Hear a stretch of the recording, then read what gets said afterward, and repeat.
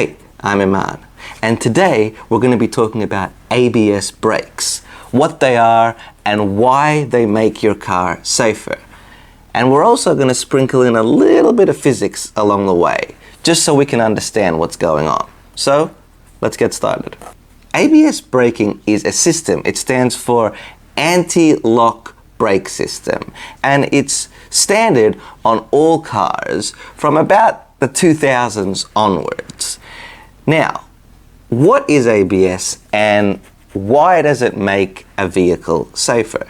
So it's important to note that ABS is not just fitted to cars, it's fitted to motorbikes. It was actually first used on aircraft because they wanted to make sure that the wheels on the aircraft when it's landing and taking off do not lock up and skid.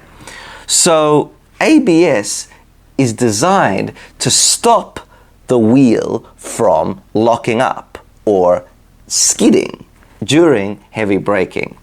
And we're going to investigate why that's so important. So first, it's important to notice that when a wheel is rolling on the ground, it has a certain amount of friction between the tire and the road. And what's interesting is when a wheel stops rotating and is actually dragged across the ground, it experiences another kind of friction. When an object is sliding across a surface, it experiences one type of friction that we call kinetic friction.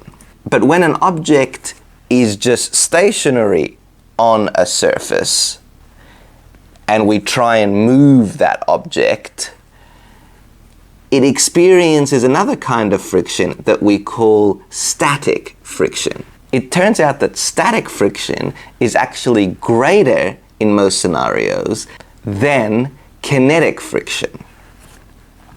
And I've got a demonstration here to actually help visualize that.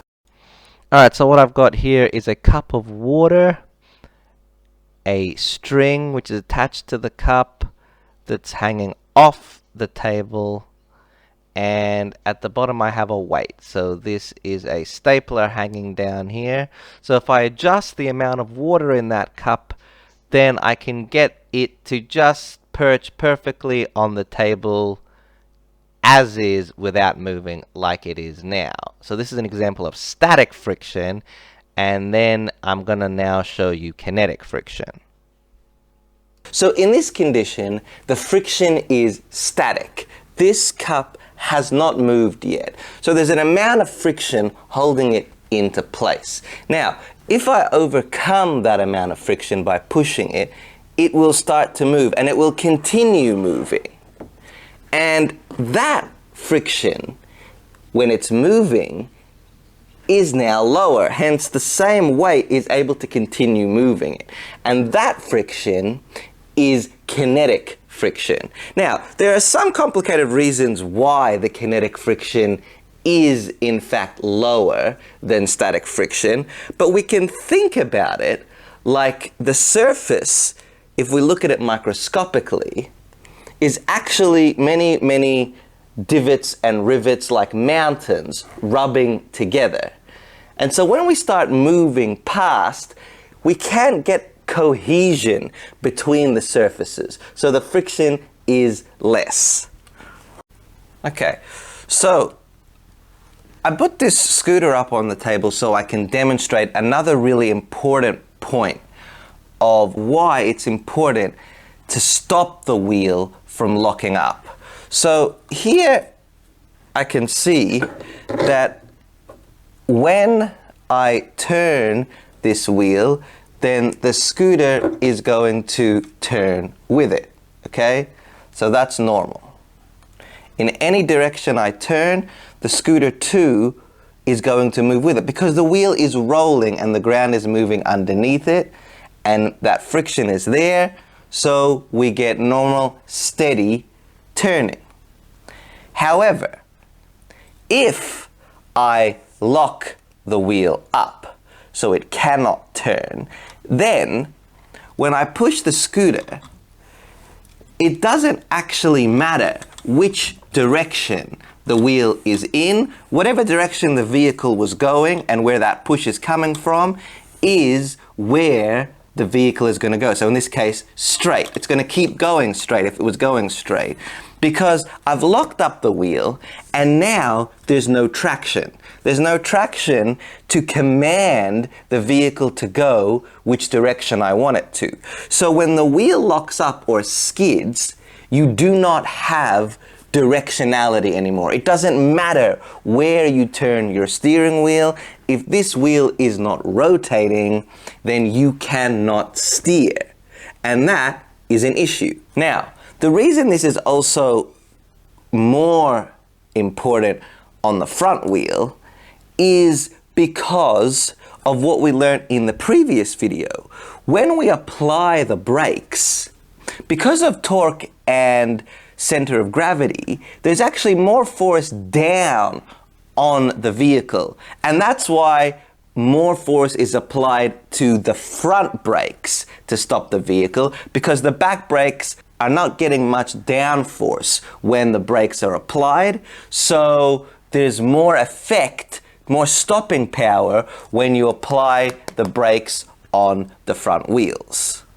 So you can just kiss steering goodbye if this wheel locks up. So it's very important to keep this front wheel moving.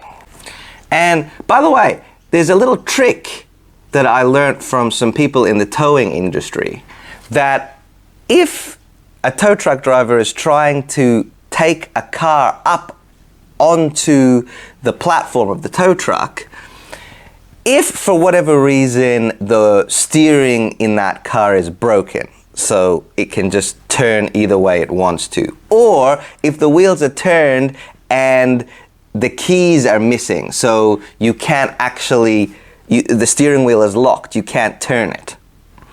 What they tend to do is, as the car is being dragged up the ramp, the driver will sit inside the car that's being towed up and apply the brakes. So even if the wheels are turned like that, because the brakes are applied and those wheels are skidding, it doesn't matter what direction the wheels are in. The car is just going to go up the ramp straight because it's being dragged. Okay, so you have the fact that a rolling wheel has more friction than a sliding wheel, and the fact that you have much greater control of steering when the wheel is rolling. Those are the reasons that ABS brakes are deployed, so that we can keep those wheels rolling and not actually get them to stop. Now, before ABS was available, race car drivers would actually do this. They would pulse the brakes quickly to stop them from locking up. But of course, this is difficult to do. And so ABS allows the wheels to not lock up, even though the driver is just stomping on the brakes. And the way they do this is very interesting. So there's a couple of components needed. One is a way to measure the wheel's rotation. So we have sensors in the wheels, rotation sensors, that are just picking up the speed, the true speed of the wheel. And then there is an ECU or control unit that is measuring that speed and comparing it to the speed of the vehicle. Then what we need to do is we need to have a way to reduce hydraulic pressure going to the caliper. So there is a valve body inside, and it is actually electronically regulated. So these valves can open and close to let less or more hydraulic fluid in to dampen the amount of pressure applied to the caliper.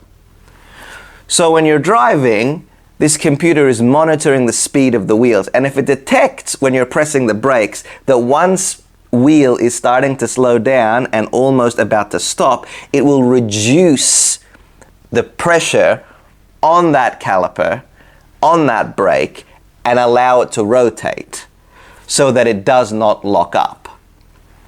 Now, the first car started to actually put this into practice in the 70s, but it wasn't fully commercialized until later.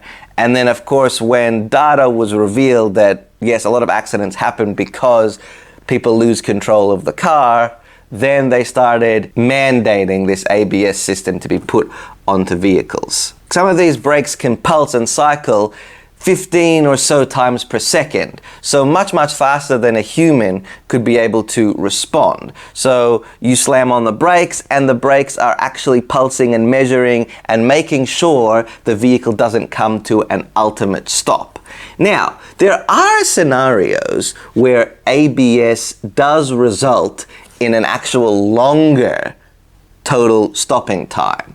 So on loose surfaces like gravel, it turns out that if the wheels do lock up, then the gravel pushes down into the ground and creates more resistance. So a skidding wheel will actually come to a stop faster than a wheel that's not skidding and trying to enable ABS. However, the control that I talked about before in the steering is also lost when the wheels lock up. So although the stopping time may be increased, at least you still have control of the vehicle because the wheels don't lock up, so you can still steer it on gravelly loose surfaces.